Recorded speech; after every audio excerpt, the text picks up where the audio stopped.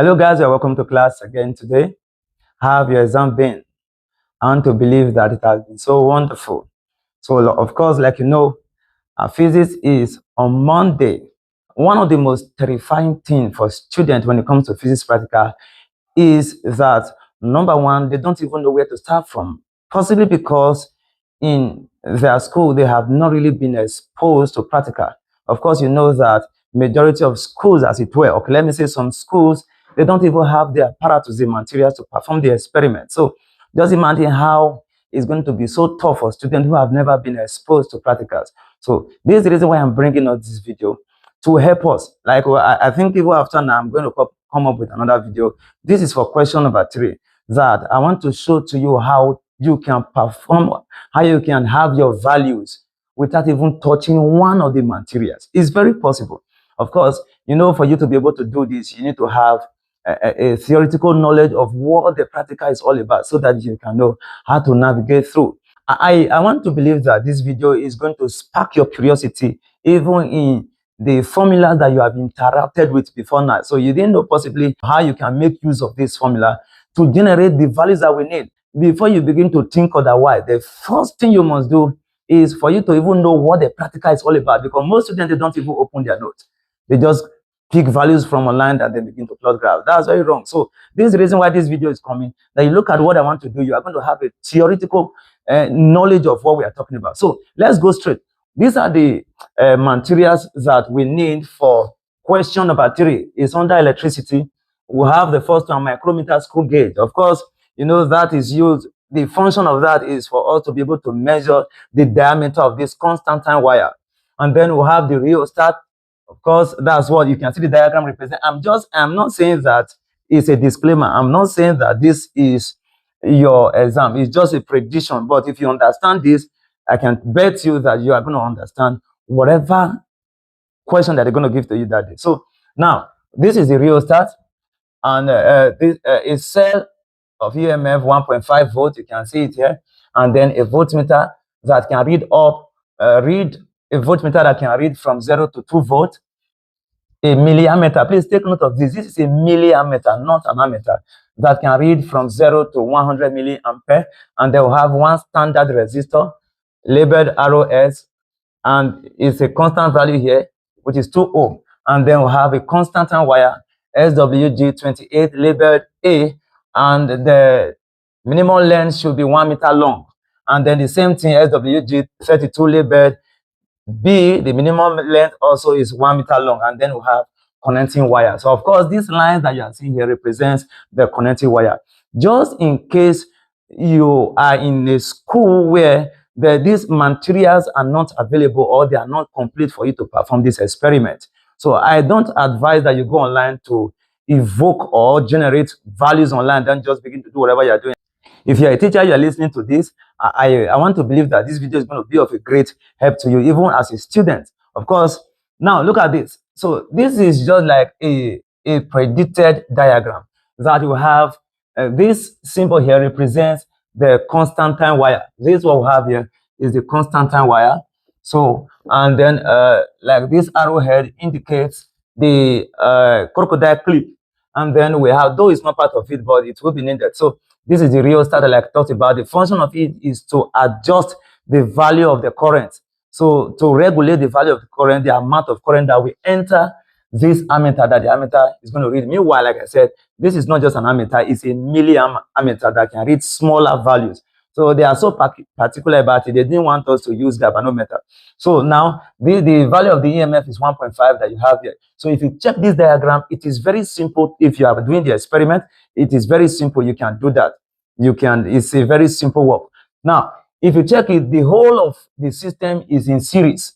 Everything is, of course, this is the key, the switch. So it's in series. The only one that is in parallel now is this voltmeter, which is always connected in parallel. Now, you are going to take note. When you get to that place, I'm going to lay emphasis on that area. It is depending on where the voltmeter is connected across. But for our diagram now, you can see that the voltmeter is connected across both the external resistor given to us here and also the resistor of the constant time wire. Now, meanwhile, let me just quickly add this. There are 3 resistors in this system. 3 as it were. I will introduce the last one, the fourth one.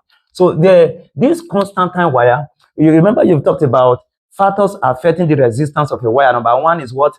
The length of the wire. You can see that as this length is going to be varied, remember they say it's 1 meter long. So as we are varying the length, is affecting the resistance of the wire. Okay. Now, please look at this.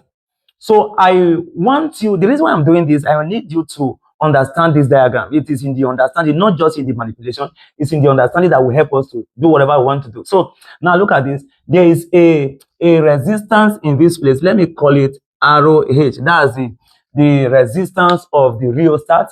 And then we have this EMF has its own internal resistance. I call small letter R that we have here. I will talk about this. So, and again, we have the another resistance given to us, which is 2 ohm. So we're having 1, 2, and then 3. Since this is a dry cell, I will use an average value of 0.5, ranging from 0.5 to 1.5 or even 2 ohm. Is very safe for us to use. So that's the reason why I'm using 0.5 in this place. So now, like I said, this is a milliammeter. Don't forget. Now, I want to generate how we can, when we want to plot, whatever we want to do here now, we are going to be considering the table that is going to be needed. Let me bring the table here. What we need, let me say, this is serial number. Okay. We will need a voltmeter. Sorry. Let me pick length first. I will tell you the reason why I'm doing this. And then we have the ammeter, which is a milliammeter. And then we have the voltmeter reading, which is the volt, is in that place. So I have the first one, number 1, number 2, number 3, number 4, and then number 5. So now you are going to look at the instruction. What are they saying in your instruction? Like, for example, this Constantine wire that you have here, they said that it must be 1 meter long. So you are going to be varying the length of the Constantine wire. The first instruction can say that you should work with the Constantine wire. The length of it should be 100 centimeters or it should be 90 centimeters. So anywhere they are starting from, they can ascend, like starting from maybe 50, 60, 70, as the case may be. So I want to assume, let's assume we are starting from 90. I have 90.0. I have 80.0. I have 70.0. I have 60.0. And then I have 50.0. Don't forget it's in centimeter. When we are doing our manipulation, we now have to convert. So having done this, the next thing, this is a table that must be needed in your experiment. Any other thing that we are doing here should not be part of your work. It should not be seen. So if it is seen, that means something is wrong somewhere. You will be penalized for that. So this is a table that must be in your answer booklet. So you see, it is very easy. We have generated this. So now how do we get the current and the voltage? Now, it's depending on what we are working with. So you need to know that these two Constantine wire given to us, this is 28. So SWG, which is a standard wire gauge, will have the 28 and they'll have the 32. The lower the value, the thicker the wire. Of course, when you know that when the wire is thick, it's going to affect the diameter. So that's the reason why this one will have here. If you go and verify, you check it that the diameter of this SWG, I want to, whatever I am doing in this manipulation is going to be for WG, which is a SWG 28 gauge. That's what I want. This one is what I want to use to do this manipulation. So if you understand that one, you can use both of them or even one of them to do it. So now the diameter, let me write it here. The diameter I'm doing for SWG 28. So the diameter of this wire, like I said, the function of the micrometer screw gauge is to measure the diameter of the wire. So the diameter of this wire has been found to be 0.38 millimeter. Of course, you know, we want to do a manipulation, we need to convert everything to their SI unit. So we are going to be having that. If we convert this to meters, we are having diameter now is going to give us, we have, just divide this by 1000, we are going to be having 3.8 times 10 raised to the power of minus 4 meter. Yeah, we are correct. So this is the diameter of this SWG 28 meters. Of course, you know that our common knowledge that we know, If you remember this, the arrow is equal to the resistivity of the wire, and then the length times the length of the wire over the area of the wire.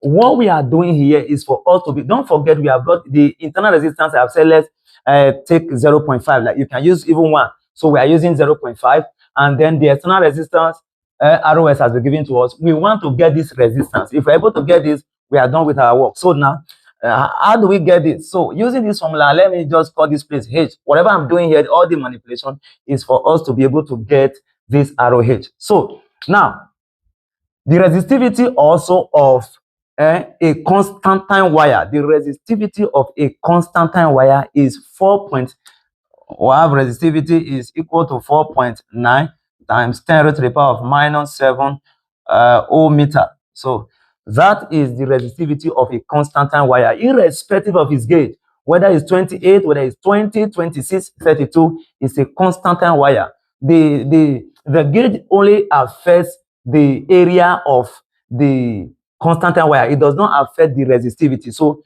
whether we are working with this 28 or this 32, the resistivity still remains the same. I hope you get that. So now from there, you can see that we have gotten, we want to get this. The resistivity is given to us. Length also, you can see that we have generated our length here. What we just have left is our area. So how do we get our area? Very simple. Since we have our diameter already, we know that area is equal to pi arrow square.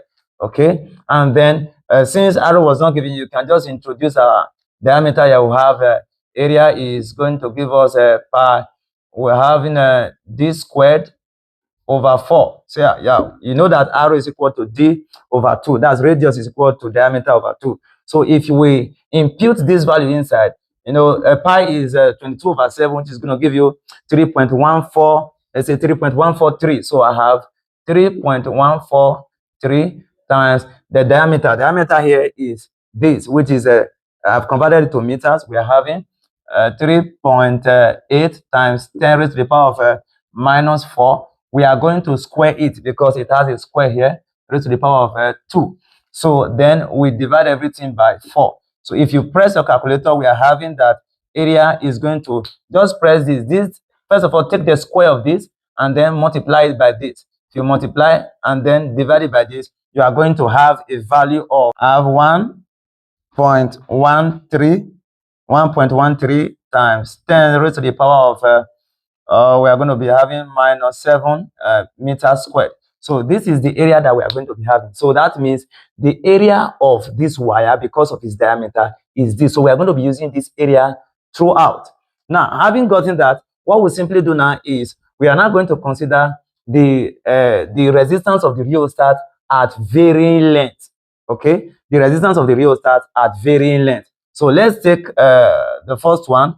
We have arrow H, let's call it 1, is equal to the resistivity is what we have here, which is 4.9 times 10 raised to the power of minus 7, okay, times the length.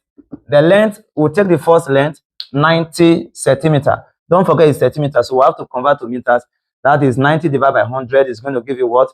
0.9. So I have 0.9 in that place over what is the area? The area is what we have here, which is 1.13 times 10 raised to the power of minus 7. So if you look at this now, there is times 10 raised to the power of minus 7 here, same thing. This is going to cancel this.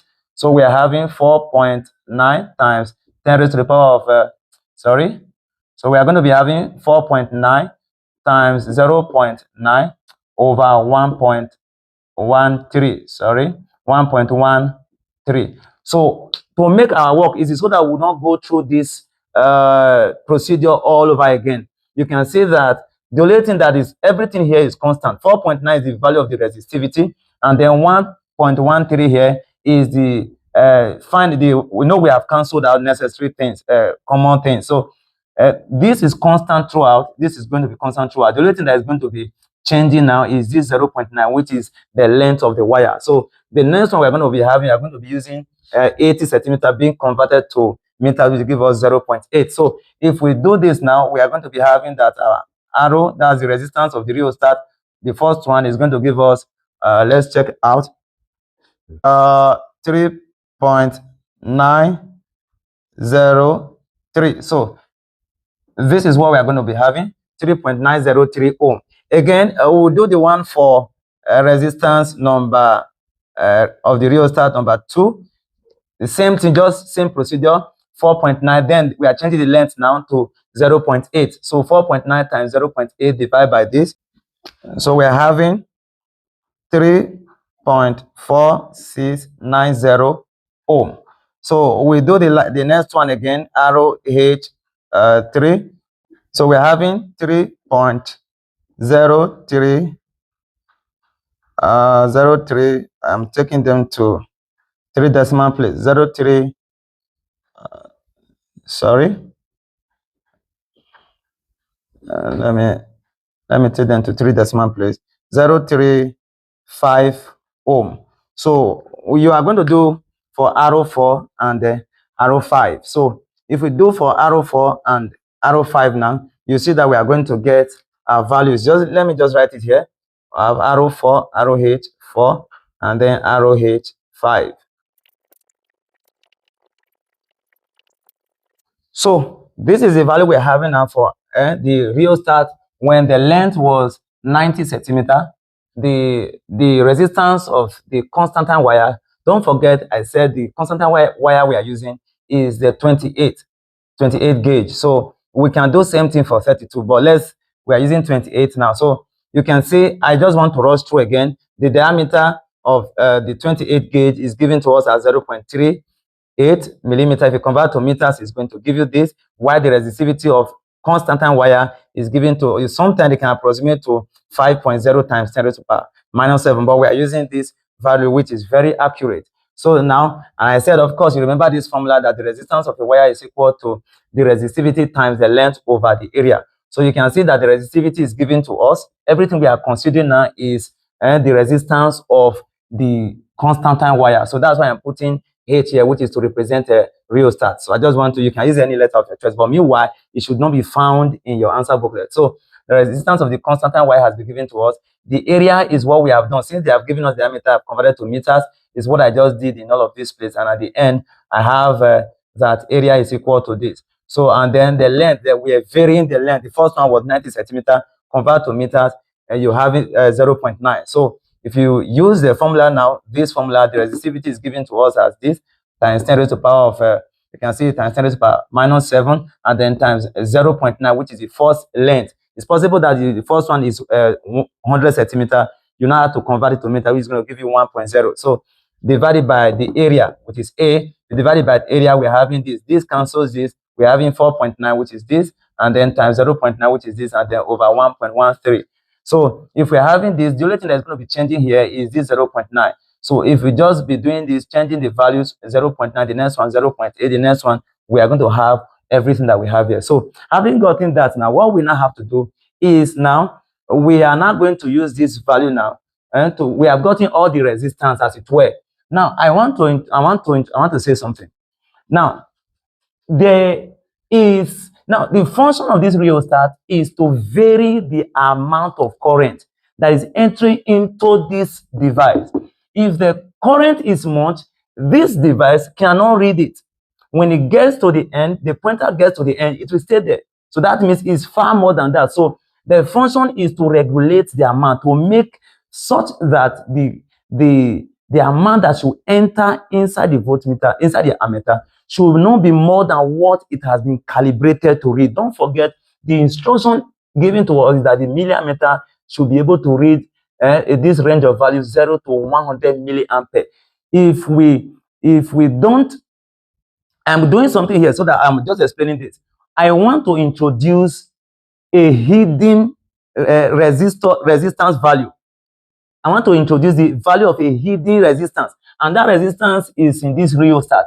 That like I said, the function of this is to regulate the amount of current. The only way this thing can regulate this device is to also introduce, to have its own, as it were, a resistance. You know, the function of what is the resistance doing in the circuit is to what? It opposes current flow, so it reduces current flow. So if I walk like this, what I have here, I've worked it out. If I walk like this, we are going to get our result. But I tell you, whatever we are going to be having is going to be more than 100. I don't want it to be more than 100.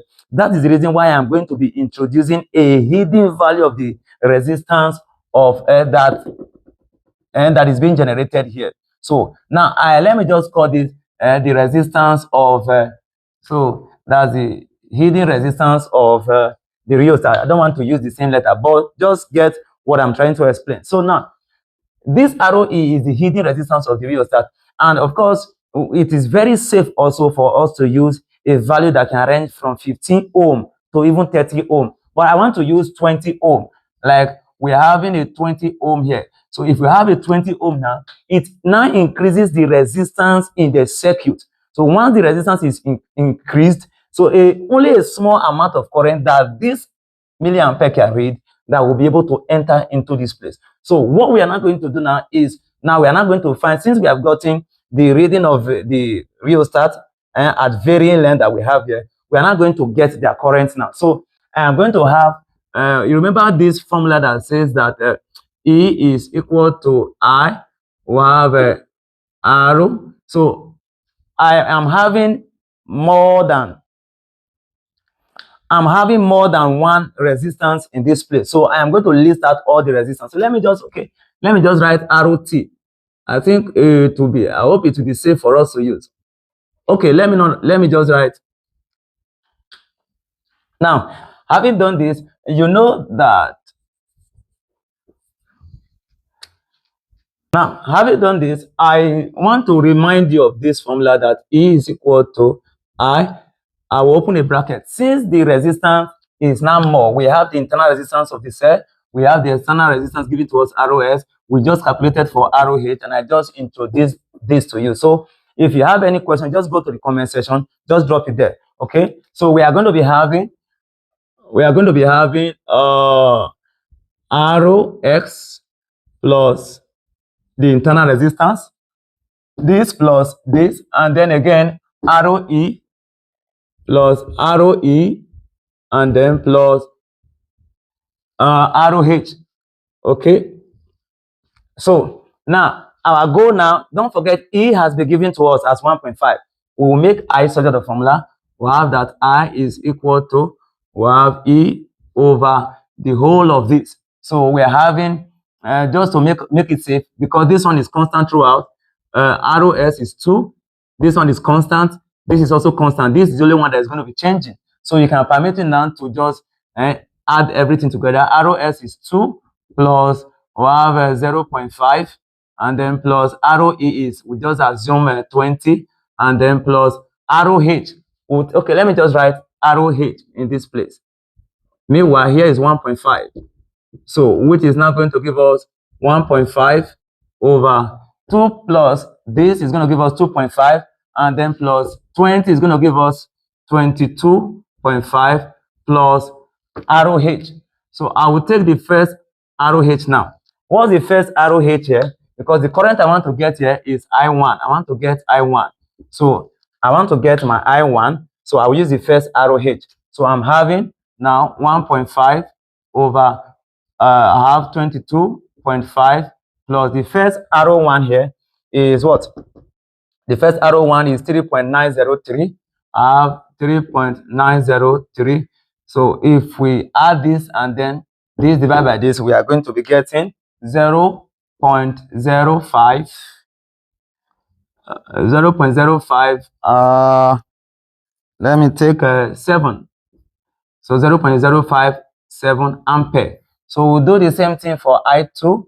We'll have 1.5 over 22.5 plus, what is our RO2? RO2 is 3.469.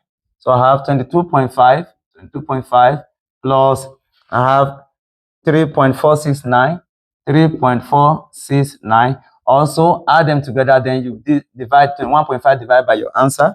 So we are going to have, I will just, because of time, I will just list out the answer straight.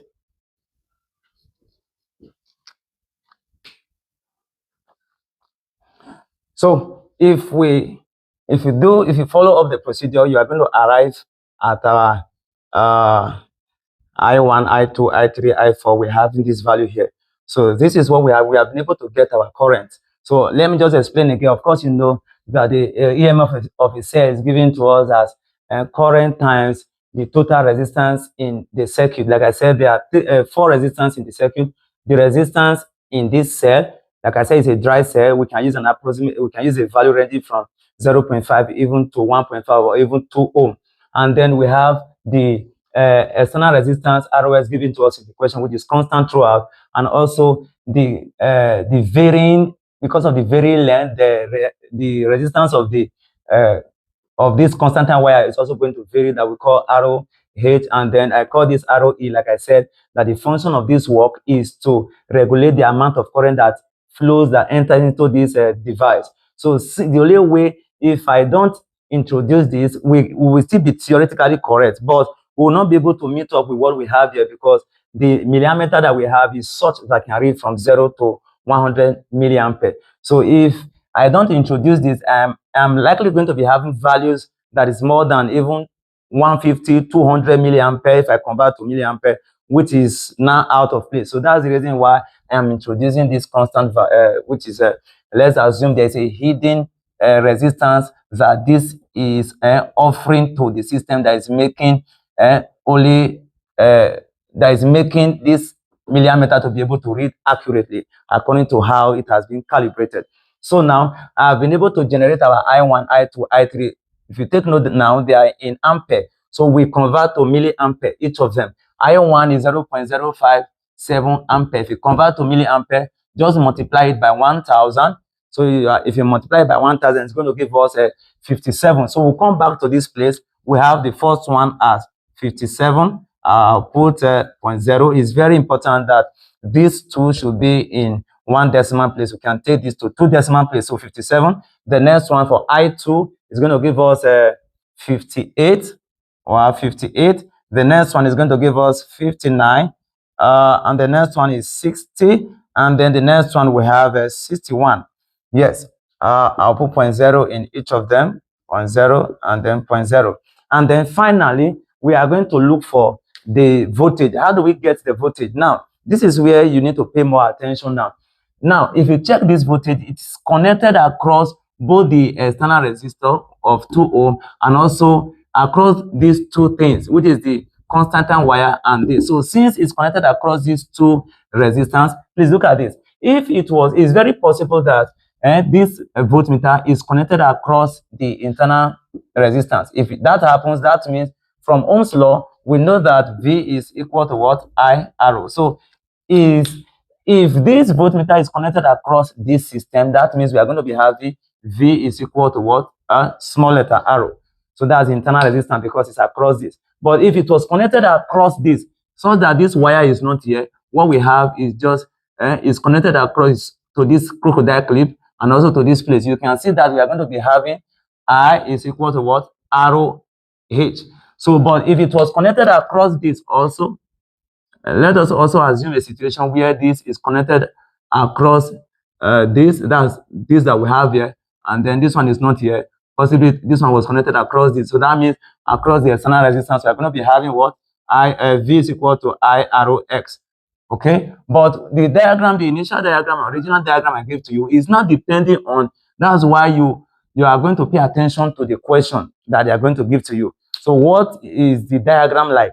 So I'm just giving a situation where this voltmeter is connected across both of them. That's this and also across this. So that means across two resistance now. So for that reason, we are going to be having that V is equal to, I have, open a bracket here, I have arrow S plus arrow H.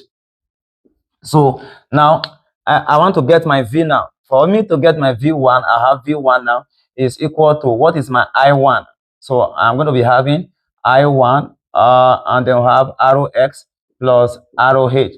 Of course, you know that this arrow S is constant throughout, and then the current also are varied because of this, because of the rheostat. And then, so we are going to be changing the values for each of them. So we get our V1. V1 is going to give us, what is our I1? Our I1 today is, please don't use this milliampere value. You are going to be very careful. Don't use it. We are using this ampere value that we have here, which is The first one is 0.05. So I have 0.05 7, and then we have open a bracket. Our ROS is 2 plus our ROH. What did we get as our ROH? The first one, ROH1. We are having our ROH1 is 3.903, and then so add them up together, add these two things together, multiply by this, you are going to have a value given to us as, because of time also, I will just fill it up. So that's just the same thing. So like V1 now, for us to get the first voltage, I'm using the current I1, which is this. So we are using their corresponding values.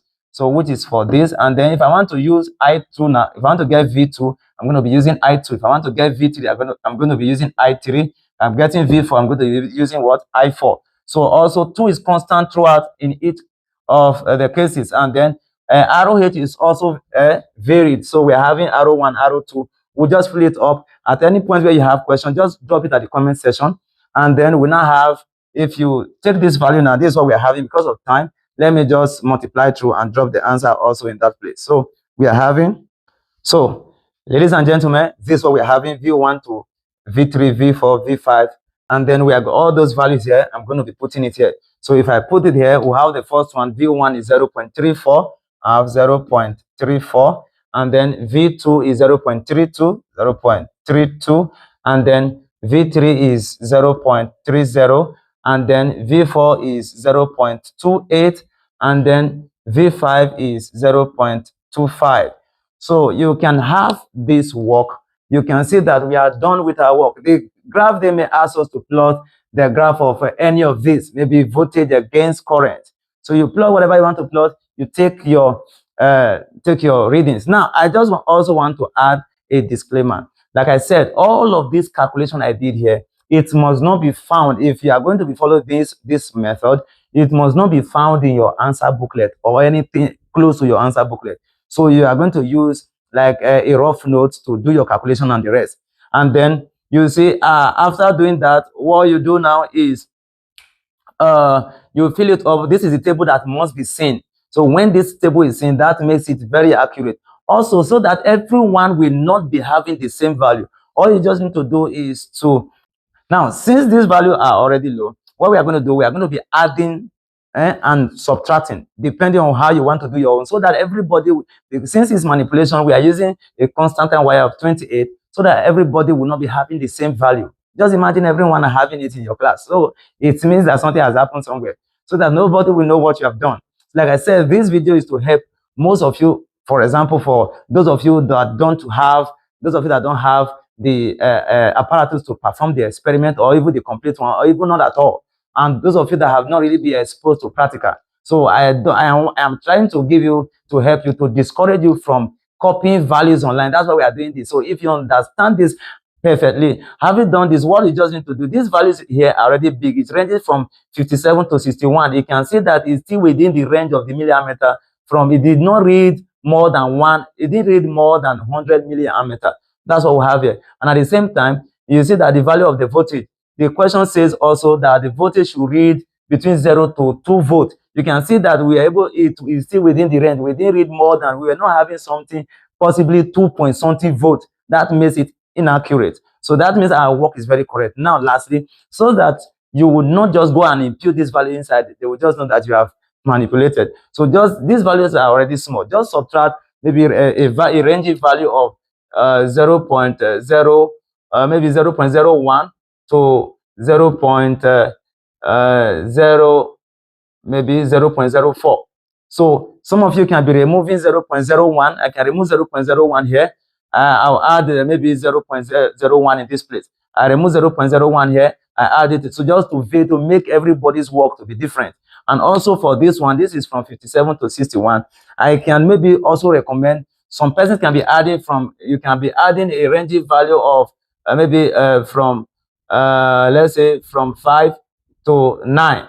Yeah, it's very possible. So some of you can be adding 5 to 8, or removing 5, or you're adding 6 or removing 6.